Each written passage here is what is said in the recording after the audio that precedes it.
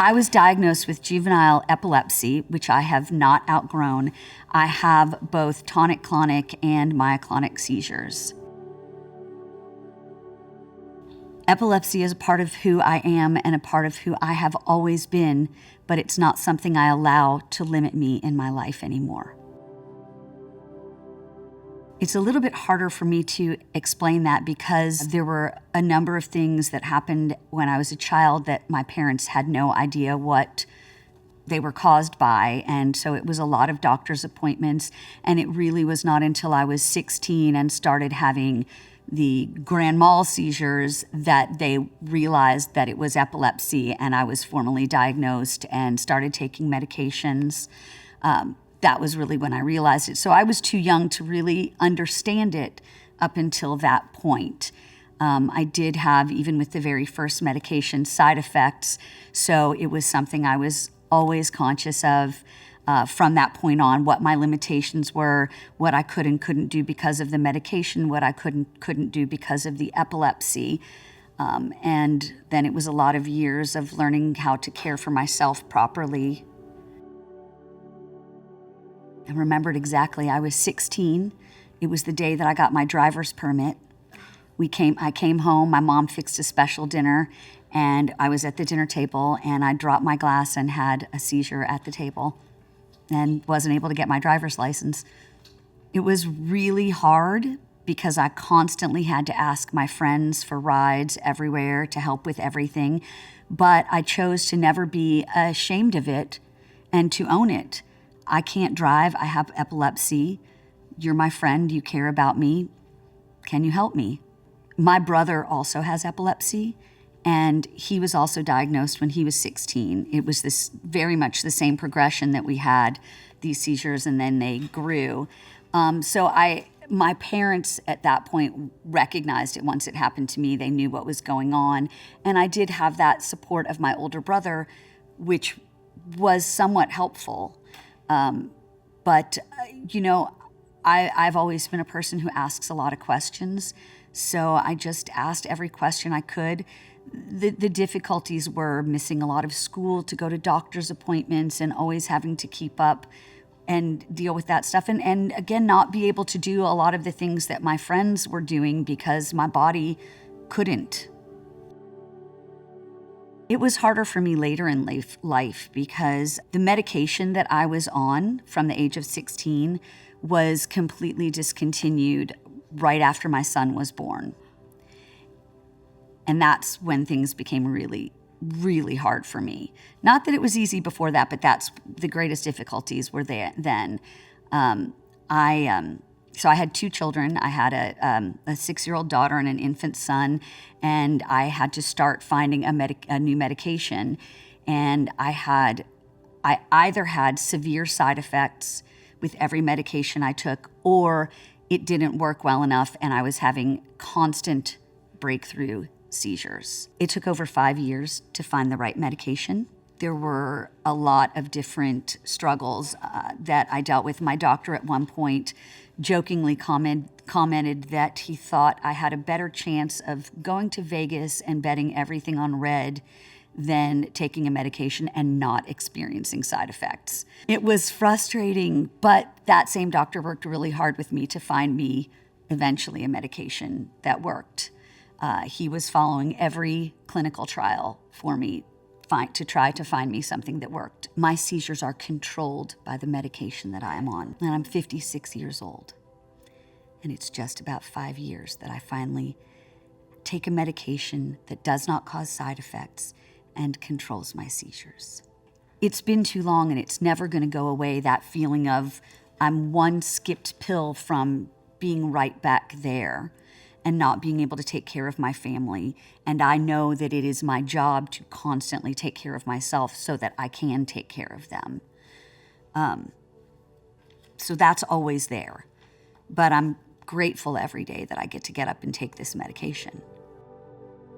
The way epilepsy impacts my life now, for me personally, in the process of trying all of these different medications and trying to find something that worked for me and having constant breakthrough seizures throughout all of that, the lowest, darkest day for me, and it just had to do with where I saw my life going.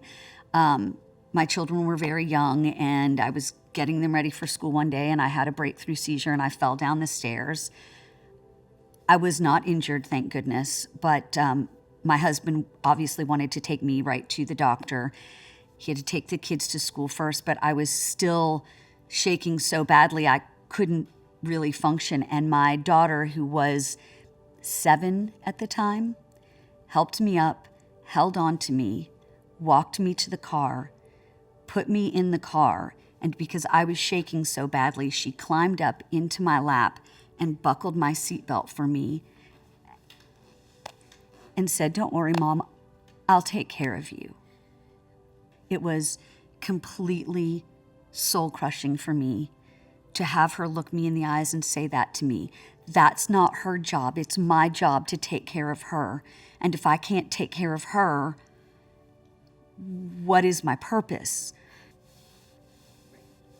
I went to my doctor the next day in tears, and I was like, I don't care what it takes. I have to be able to mother my children. It's not their job. It's mine. I have to be able to take care of them. This is not the life that I want.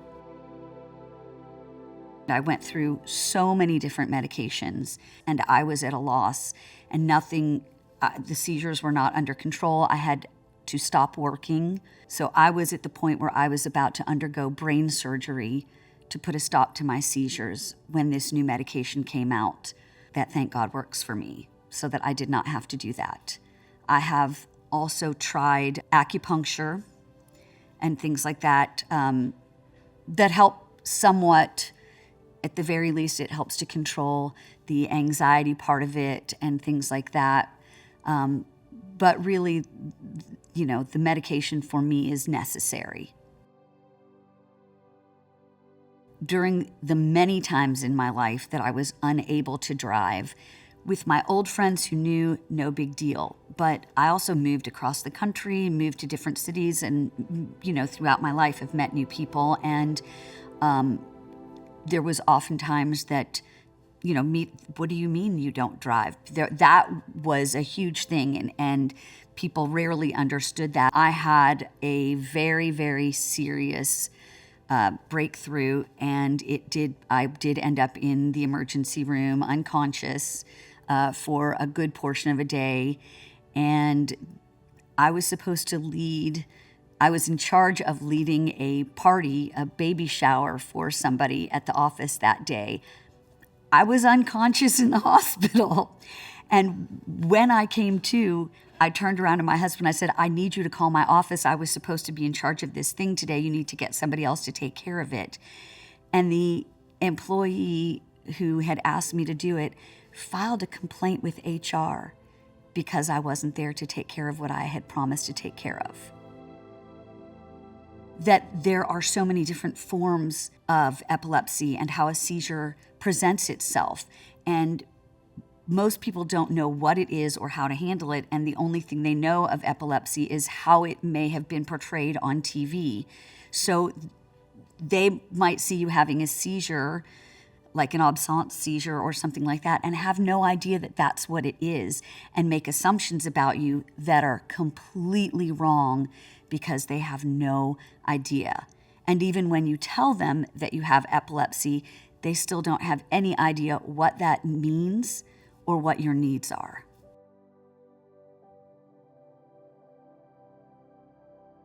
Having somebody look at you with that pity, fear and pity, it probably honestly is the hardest thing, because every single seizure I ever had, I've experienced that look afterward. Even my parents, they can't help it. They couldn't help it. They were my parents.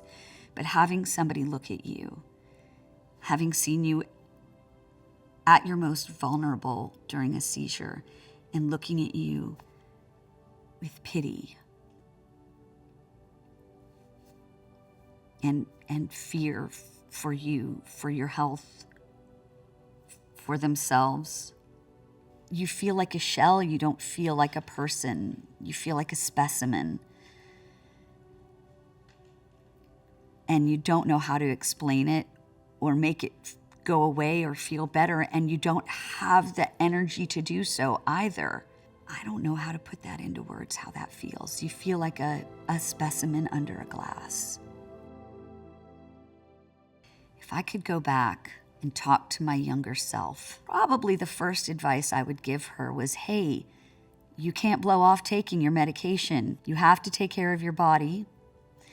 That's kind of the first, I can't help it, I'm a mom now. That's the first advice I'd give her, is how to take care of herself right. But I would also tell her not to give up, not to quit fighting, that she doesn't have to live with that as her primary identity, that things are constantly changing, and that there will be something that will allow her to live the full life that she wants to live, and allows epilepsy to be part of who she is and not all of who she is.